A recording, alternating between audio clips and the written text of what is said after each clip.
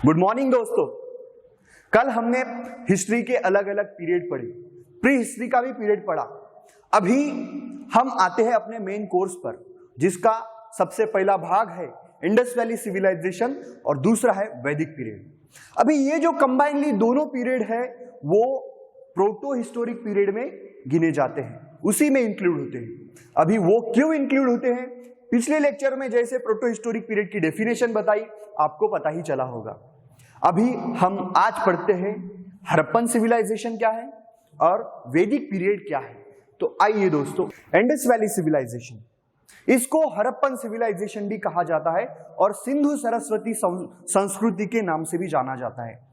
अभी ये जो है ये सोसाइटी की इंडिया में पहली सेटलमेंट थी जहां पर लोग हमें एक अच्छे सिविलाइज्ड नजर आते हैं। भारत का एकमात्र ऐसा पीरियड है जिसको पूरी तरीके से हम सिविलाइजेशन कह सकते हैं और वहां के लोगों को सिविलाइज्ड कह सकते हैं। क्यों? क्योंकि वहां के लोगों का रहन सहन, वहां के लोगों की शहर की रचना और उन्होंने क्लीननेस की हुई केयर, ये सभी चीजें देख के हमें ये पता चलता है कि ये लोग बहुत ही आगे थे, सिविलाइज्ड थे। उनको लिपि का भी नॉलेज था, हालांकि आज हम उसको पढ़ नहीं पाते हैं, बट वो लिख भी सकते थे। उनकी जो शहर थे वो पूरी ट्रेड बेस्ड सोसाइटी थी, शहरों का भी विकास पूरे व्यापार से ही हुआ था। तो अभी क्या है ये इंडस वैली सिविलाइजेशन, अभी हम समझते हैं। अभी पहले ये समझते हैं कि इंडस वैली सिविलाइजेशन का शोध कैसे लगा।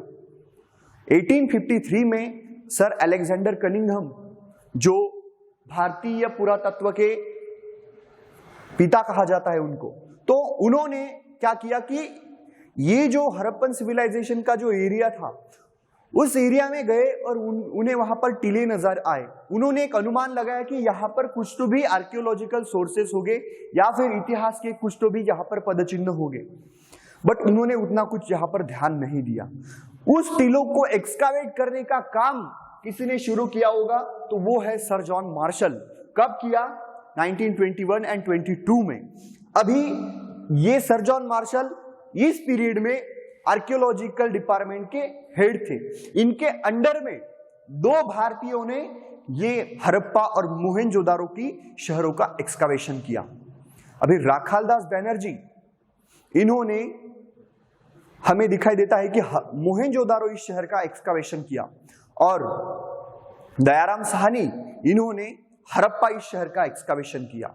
अभी आगे पढ़ते हैं कि ये जो हमने यहां पर इंडिया का मैप दिया है, ये जो रेड पोर्शन दिखा रहा है आपको, पिंक पोर्शन जो दिख रहा है, यहां पर आपको दिखाई देगा कि हड़प्पा की जो है साइट्स है, हड़प्पा सिविलाइजेशन की साइट्स है। ये लोथल, मोहनजोदारो, हड़प्पा और मेहरगढ़। अभी यहां पर तो चार ही साइट्स दिखाई गई है, बट आज के समय में इंडस वैली सिविलाइजेशन को रिप्रेजेंट करती हुई ऐसी 1500 साइट्स का पता चला है, जिसमें से 900 साइट्स आज के भारत में है और 500 से ज्यादा साइट्स आज के पाकिस्तान में है। कुछ साइट्स अफगानिस्तान में भी है। तो याद रखो, ऐसे एक लार्ज स्केल पर हमें इंडस वैली सिविलाइजेशन का एरिया दिखाई देता है। अभी इंडस वैली सिविलाइजेशन की सेटलमेंट कब हुई थी ये भी हम जानेंगे। सबसे पहले एक बात याद रखो कि ये जो भारत का एरिया है, यहां पर इंडस वैली सिविलाइजेशन फला फूला था। अभी इसकी जो वेस्टर्न लास्ट साइट है वो है यहां पर उत्तर प्रदेश में आलमगीरपुर है, वहां पर ही हमें दिखाई देता है कि इंडस वैली सिविलाइजेशन की वो एक्सट्रीम ईस्ट साइट है। साउथ में नगर, महाराष्ट्र के नगर डिस्ट्रिक्ट में दायमाबाद करके एक प्लेस है, वो हमें दिखाई देता है कि यहां तक साउथ के एरिया तक इंडस वैली सिविलाइजेशन की साइट्स थी। अभी अफगानिस्तान में, आज का जो अफगानिस्तान है, उधर हमें एक साइट दिखाई देती है और जम्मू कश्मीर में मांडा करके एक प्लेस है, मांडा, वो एक साइट है जो टॉप नॉर्थ में है, जहां तक इंडस वैली सिविलाइजेशन के निशान हमें दिखाई देते हैं। तो ये जो एरिया बनता है, या ऐसा पूरा स्क्वायर एरिया बनता है, नियर अबाउट 15 लाख किलोमीटर वर्ग का जो एरिया है, ऐसे एरिया में ये साइट्स बसी हुई है। तो आपको यहां पर पूछा जा सकता है कि इंडस वैली सिविलाइजेशन की साइट्स आज के समय में कौन से देश में है, और ये जो 4 पॉइंट्स है आपको याद रखने पड़ेंगे।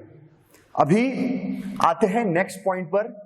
तो ये जो है कुछ साइट्स है हड़प्पा की, हड़प्पन सिविलाइजेशन की कुछ साइट्स है, और इस साइट्स के एक्सकावेशन में दिखाई हमें जो चीजें मिली हैं उसका एक चार्ट बनाया गया है। अभी ये कुछ इंपॉर्टेंट साइट्स है, पूरे साइट्स के नाम आपको याद रखना नहीं है, बस इतने ही है। अभी इसमें भी क्या क्या याद रखने जैसी चीजें है वो भी मैं आपको बताऊंगा। हड़प्पा ये जो प्लेस है, यहां पर हमें क्या क्या चीजें मिली है ये हमें यहां टेबल के जरिए पता चलता है। तो यहां पर क्या ध्यान में रखना है कि फिगर ऑफ मदर गॉडेस कहां पर मिली है, और ये जो है कॉपर मिरर हड़प्पन एक्सकावेशन की किस साइट में हमें ये चीजें मिली है, तो उसका आंसर क्या रहेगा, हड़प्पा। मोहनजोदारो, यहां पर जो है ये ग्रेट बात मिला है हमें, ये बात याद रखनी है। शिवा ऑफ पशुपति, लॉर्ड शिवा का एक स्वरूप पशुपति माना गया है, और उनकी एक सील पर हमें प्रतिमा दिखाई देती है, मैं आगे में वो आपको बताऊंगा। बट ये सील हमें कहां पर मिली है, तो वो नाम है मोहनजोदारो। अभी ये न्यू रोमन डांसर, इसका भी फोटो मैं आपको दिखाऊंगा। अभी ये बियर्ड मैन, जिसको हम प्रीस्ट या फिर किंग से भी समझते हैं, हालांकि हमें एग्जैक्टली पता नहीं है कि वो किंग है या प्रीस्ट है या फिर साधारण मानुस है, बट क्या है कि वो एक स्पेशल इंसान ही था जिसकी प्रतिमा बनाई गई थी। तो ऐसी ये जो प्रतिमा है आदमी की, वो हमें मोहनजोदारो में मिलती है।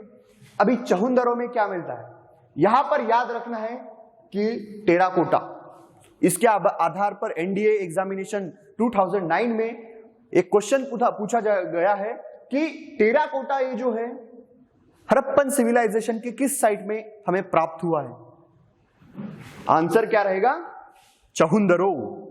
अभी ये सिटी एकमात्र सिटी ऐसी है जिसको सिटाडेल नहीं है, ये भी आपको याद रखना है। लोथल एकमात्र हड़प्पन सिविलाइजेशन का डॉकयार्ड हमें मिलता है। ये लोग मेसोपोटामियन संस्कृति के साथ अपना व्यापार करते थे, वहां के लोग यहाँ आते थे, यहाँ के लोग वहां जाते थे, और समुद्री मार्ग से इन लोगों का व्यापार चलता था। तो एक बड़ी ही नोटेबल चीज है। डॉकयार्ड कहां पर मिला है, लोथल, और लोथल आज के गुजरात में है। तो हमें यहां पर ये याद रखना है। आगे हमें प्लॉट फील्ड सरफेस कहां पर मिलता है, तो वो कालीबंगन में मिलता है। वो लोग खेती करना जानते थे, कॉटन का भी इन्होंने शोध लगाया था कि कपासी को कैसे उगाया जा सकता है, और कपड़े भी वो सिलते थे। तो ये सबसे बड़ा पॉइंट है। अभी ये toy plough, clay figure of mother goddess Banawali में भी मिलती है। और क्या है कि आगे में हमें ये largest Harappan inscription for civic purpose, ये जो है धोलावीरा में मिला है।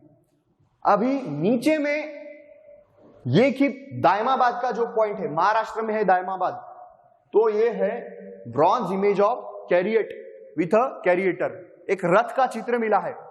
रथ के चित्र नहीं, एक पूरी प्रतिमा ही मिली है। तो क्या है कि दायमाबाद से प्राप्त हुआ है, महाराष्ट्र में है, एमपीएससी के हिसाब से भी आपको महत्वपूर्ण है। इसमें से जो मैंने हाईलाइट किए पॉइंट्स है वही याद रखने हैं।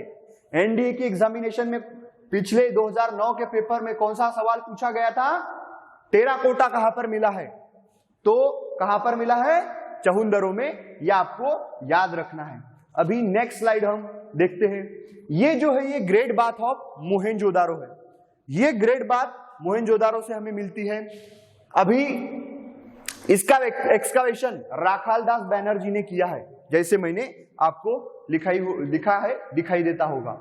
और ये पॉइंट भी मैंने आपको बताया कि the first civilisation to cultivate cotton, animals were domesticated like sheep, goat and pigs. नाम याद रखने पड़ेंगे, ये जो नाम है शीप, गॉट एंड पिग्स, यही एनिमल्स उन लोगों ने पाले थे। और ये जो ट्रेड था सुमेरियन, आज के सुमेरियन, मेसोपोटामियन, ये एक ही सभ्यता थी और अलग अलग पीरियड में आई हुई सभ्यता थी करके। सुमेरियंस के साथ भी इनका ट्रेड होता था और मेसोपोटामियन लोगों के साथ भी इनका, हड़प्पन सिविलाइजेशन के लोगों का ट्रेड होता था। अभी ये जो प्रतिमा दिखाई गई है, ये है पशुपति सील। जैसे मैंने कहा था, ये मोहेंजोदारो से प्राप्त हुई है। ये सील में हमें क्या दिखाई देता है कि एक आदमी बीच में बैठा हुआ दिखाई देता है। ये 3 आंख वाला आदमी समझा जाता है, जिसके सर के ऊपर सींग वाला मुकुट है और इसके चारों ओर हमें जंगली जानवर दिखाई देते हैं। जैसे यहाँ पर हाथी, यहाँ पर शेर दिखाई देता है, यहाँ पर एक सिंगा दिखाई देता है, नीचे हरिण दिखाई देती है, यहाँ पर गेंडे का चित्र है और ऊपर कुछ तो भी लिखा है। ये चित्रलिपि है जिसको आज तक हम पढ़ नहीं पाए। तो पशुपति की सील कहां पर हमें प्राप्त हुई, ऐसा पूछा गया तो आंसर क्या रहेगा? मोहेंजोदारो। अभी उनको कुछ मेटल्स भी मालूम थे, तो जैसे कॉपर है, ब्रॉन्ज है, टीन है, लेड है और गोल्ड, सिल्वर। और ये एक बेसिक चीज है कि उनको आयरन का पता नहीं था। आयरन का शोध अभी तक लगने का था। ये ऐसी पहली कल्चर है, ऐसा पहला सिविलाइजेशन है जिन लोगों ने ब्रॉन्ज का यूज करना सीखा था। अभी ब्रॉन्ज जो है वो कॉपर और टीन का मिक्सचर है, तो मेटलर्जी का भी उन्हें नॉलेज था। तो ये बात आपको याद रखनी है। अभी ये है प्रिस्ट और किंग, बियर्ड है जिसको आपको दिखाई देता होगा। ये जो प्रतिमा है, ये मूर्ति जो है हमें मोहेंजोदारो से प्राप्त होती है और इसके शरीर पर एक शाल का चित्र बना है कुछ तो भी, और उसके ऊपर फूल बनाए गए हैं। इसी के आधार पर इसको प्रिस्ट या फिर किंग के नाम से हम समझते हैं, क्योंकि साधारण आदमी के पास ऐसी फूलों वाली या फिर अच्छी शॉल तो नहीं हो सकती, क्योंकि और ये बड़ा आदमी होगा करके ही इसी की प्रतिमा बनाई होगी, क्योंकि ये एक ही प्रतिमा हमें ऐसे प्राप्त हुई है। हड़प्पन सिविलाइजेशन का एकमात्र डॉकयार्ड हमें मिलता है लोथल से। लोथल आज के गुजरात में है। अभी ये जो है एक ऐसी ये चित्र बनाया गया है कि उस समय का लोथल कैसे होगा। तो एक हमें यहाँ पर दिखाई देता है कि ये जो है ये डॉकयार्ड है और यहाँ से पूरी शिप भर के समंदर में जाती है। तो एकमात्र डॉकयार्ड है और इस डॉकयार्ड से लोगों का व्यापार कौन से देश से चलता था? तो वो है मेसोपोटामियन और सुमेरियन कल्चर के जो लोग थे उनसे चलता था। अभी इंडस वैली स्क्रिप्ट जो है आज भी हम डिसाइफर नहीं कर पाए, जैसे मैंने आपको पहले ही बताया था। ये जो है एक सील है, इसके ऊपर ये जो है ये कुछ लेटर्स है, ये चित्रलिपि है। 50 बार काउंसिल के द्वारा इसको पढ़ने की कोशिश की गई मगर वो सक्सेसफुल नहीं हो पाए। अभी हम आते हैं नेक्स्ट पॉइंट पर।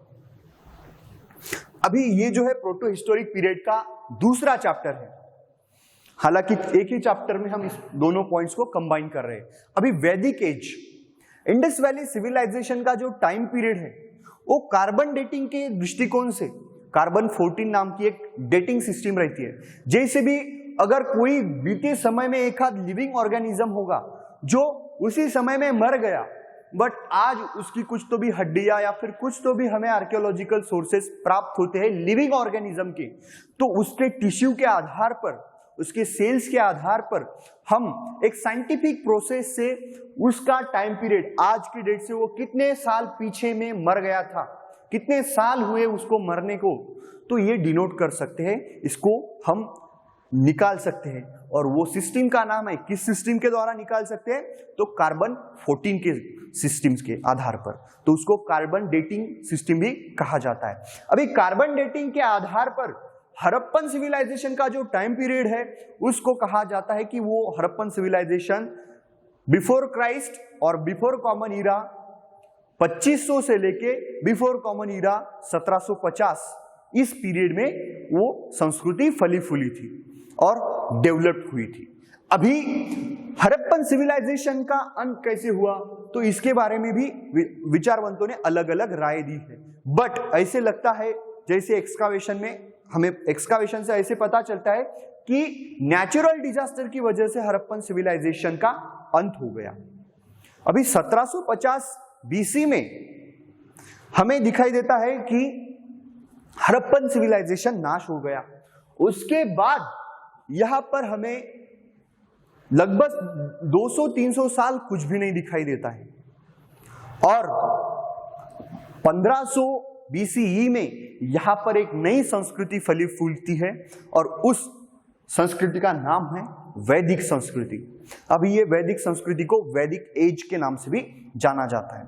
अभी क्या होता है, ये जो बीच में गैप पड़ा 300 साल का, इस पीरियड के बारे में हमें कुछ नहीं पता चलता है और ये वैदिक सिविलाइजेशन में जो लोग मिलते हैं वो इतने सिविलाइज नहीं थे as compare to Harappan civilisation peoples.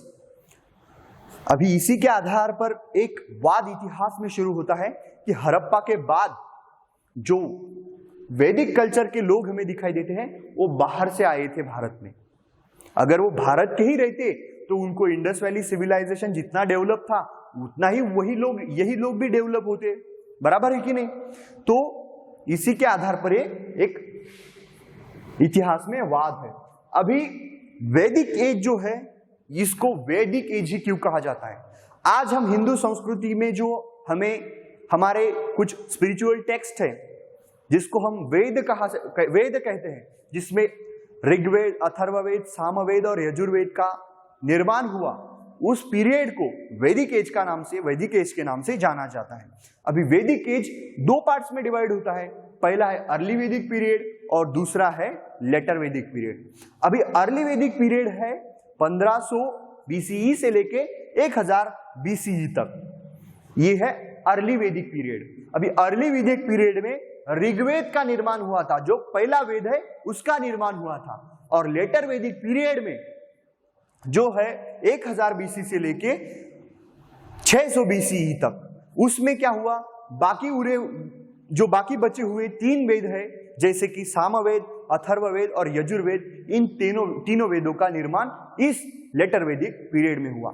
यहां पर कुछ क्वेश्चन बन सकते हैं आपको कि वैदिक पीरियड किसको कहा जाता है, बराबर है, और किस एज में कौन सा वेद निर्माण हुआ। तो याद रखो ऋग्वेद जो है वो सबसे बड़ा वेद है और सबसे महत्वपूर्ण वेद है और उसका निर्माण सबसे पहले हो गया था। अभी ये वैदिक पीरियड के बारे में हमें इंफॉर्मेशन देने वाले ये वेद एकमात्र सोर्स है। अभी ये वेद क्या है और वहां की सोसाइटी कैसी थी, उनकी रिलीजियस कंसेप्ट कैसे थे, पॉलिटिकल स्ट्रक्चर कैसा था, ये अभी हम जान लेते हैं। तो अभी ये वैदिक पीरियड का जो है, जैसे मैंने कहा कि ये वैदिक कल्चर वाले जो लोग हैं उनको क्या कहा जाता था, आर्य कहा जाता था। आर्य का मतलब क्या है, श्रेष्ठ, नोबल। अभी ये आर्य कहां से आए थे और कब आए थे, इसके बारे में मैंने कहा कि यहां पर डिफ्लेक्स है और दुमत है, बट बीजी तिलक, बाल गंगाधर तिलक, ये ऐसे कहते हैं कि ये जो आर्यंस थे, ये आर्यंस कहां से आए थे, आर्टिक रीजन से भारत में आए थे। ये पॉइंट आपको याद रखना है कि ये स्टेटमेंट किसने दिया था, बीजी तिलक ने। यही एक इंपॉर्टेंट पॉइंट है। तो नेक्स्ट पॉइंट में हम पढ़ते हैं कि ये लोग जो है संस्कृत भाषा बोलते थे, हालांकि वो संस्कृत पूरी तरीके से डेवलप संस्कृत नहीं थी जैसे आज हम पढ़ते हैं, इसीलिए इसको प्रोटो हिस्टोरिक पीरियड में कंसीडर किया जाता है। और उनकी जो भाषा थी, वैदिक लिटरेचर में हमें जो भाषा दिखती है वो इंडो यूरोपियन लैंग्वेज दिखाई देती है। अभी अर्ली वैदिक पीरियड में जो आर्य आए थे वो भारत के इस रीजन में सेटल्ड हुए थे। अभी ये जो रीजन है, ये कौन सा रीजन है, तो ये है नॉर्थ ईस्ट रीजन।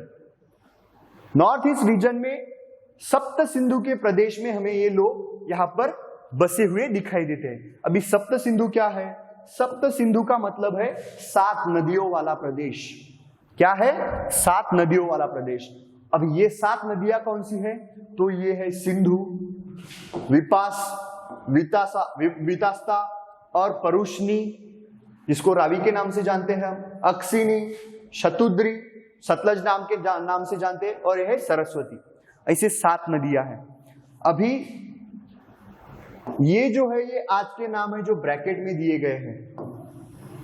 वैदिक लिटरेचर में इनके नाम क्या है, तो ये ऐसे है। सिंधु, आज जिस हम इंडस रिवर कहते हैं सिंधु नदी को, उसको उस समय में भी सिंधु ही कहा जाता था। आज की जो बियास नदी है उसको विपाशा कहा जाता था। आज की जो चिनाब नदी है उसको अक्सिनी कहा जाता था। आज की जो परुष्णी नदी है उसको रावी कहा जाता था।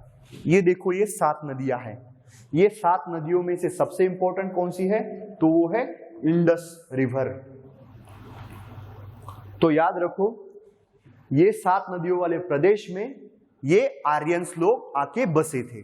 अभी इनका कल्चर कैसा था वो हम जानते हैं। अभी यहां पर जो हमें दिखाई देता है कि एक सोसाइटी तो थी, बट इनका कल्चर जो था वो पेस्टोरल नोमैडिक था, घुमंतुक लोग थे। जैसे सिविलाइज्ड नहीं थे, ऐसा हम भी यहां पर कह सकते थे कि वो हड़प्पन सिविलाइजेशन के लोगों के जैसे सिविलाइज्ड नहीं थे, घुमंतुक थे, गोपालक थे, मतलब गैया वगैरह चराना उनका काम था और वही उनका व्यवसाय था। तो ये जानकारी हमें वैदिक लिटरेचर से प्राप्त होती है। अभी धीरे धीरे करके उनका हमें डेवलप होता दिखाई देता है, सोसाइटी में चेंजेस आते हुए दिखाई देते हैं। अभी सोसाइटी में क्या है कि लोग कंबाइनली आते हैं और एक जन प्रदेश बन जाता है, एक जन संघ बन जाता है। अभी जैसे जन मतलब आदमी बराबर है, और इस समय में ये जन जो कंसेप्ट थी वो किसके लिए डिनोट की जाती है कि लोगों का एक समुदाय, जन। अभी ये जन का जो हेड था उसको क्या कहा गया है, राजन। राजन कहा गया है। ये जो राजन है ये पॉलिटिकल स्ट्रक्चर में government with king known as rajan. अभी ये राजन जो था इसके अंडर में इसका काम कैसे चलता था ये भी मैं आपको बताता हूं। ये जो है सभा एंड समिति, बहुत ही इंपॉर्टेंट पॉइंट है एग्जामिनेशन पॉइंट ऑफ व्यू से। ये जो थे उस समय के पॉलिटिकल स्ट्रक्चर थे। इस सभा और समिति में लोग क्या करते थे कि एकत्रित आते थे और अपना निर्णय लेते थे।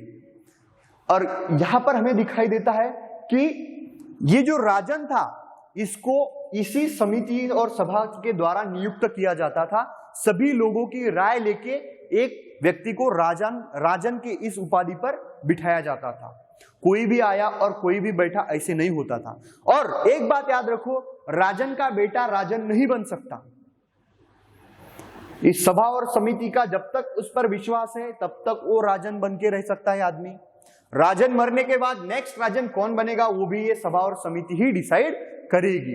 अभी ये ऐसा हमें यहां पर दिखाई देता है।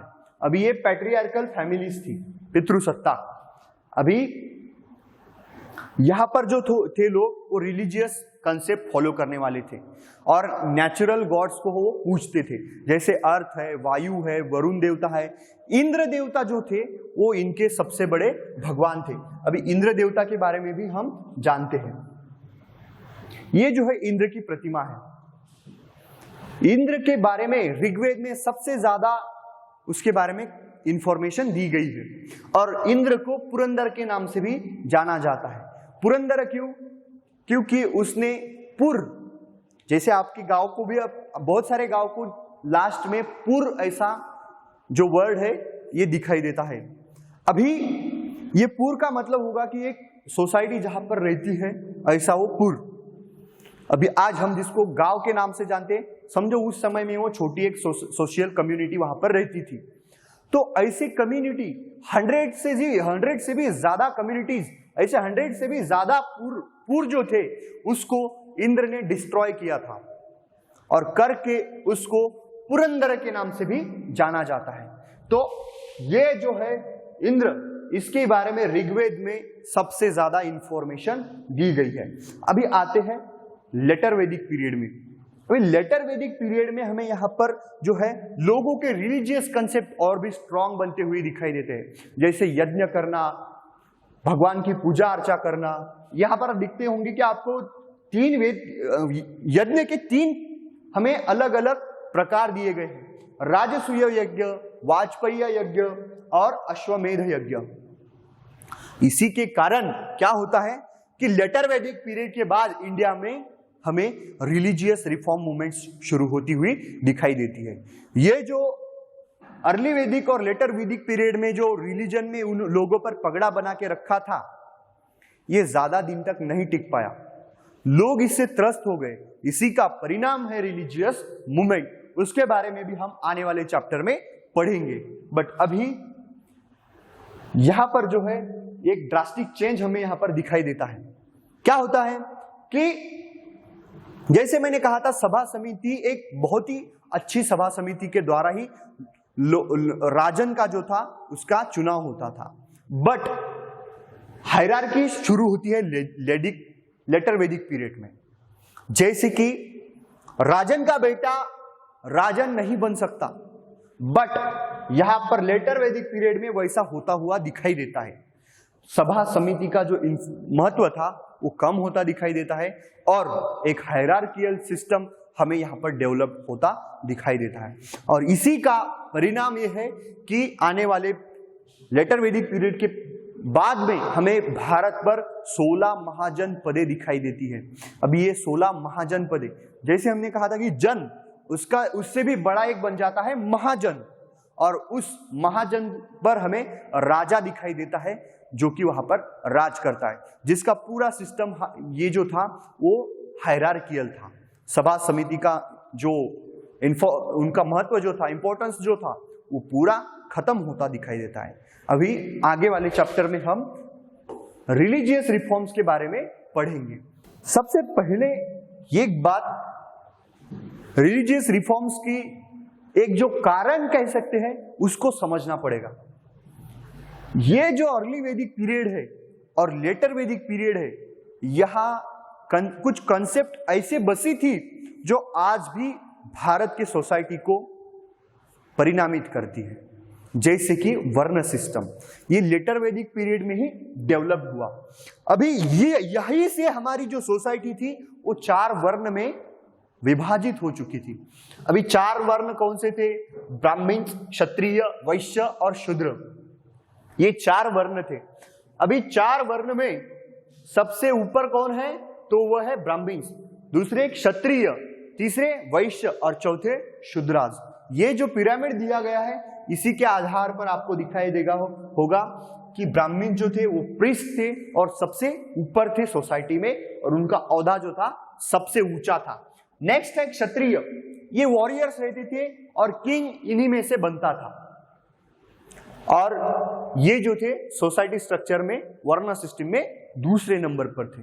अभी तीसरे नंबर पर जो है Vaishyas, merchants and land owners, ये जो थे ये वैश्यस में आते हैं। ये एक्चुअली लैंड ओनर्स थे बट ये खुद जमीन कसने का काम नहीं करते थे।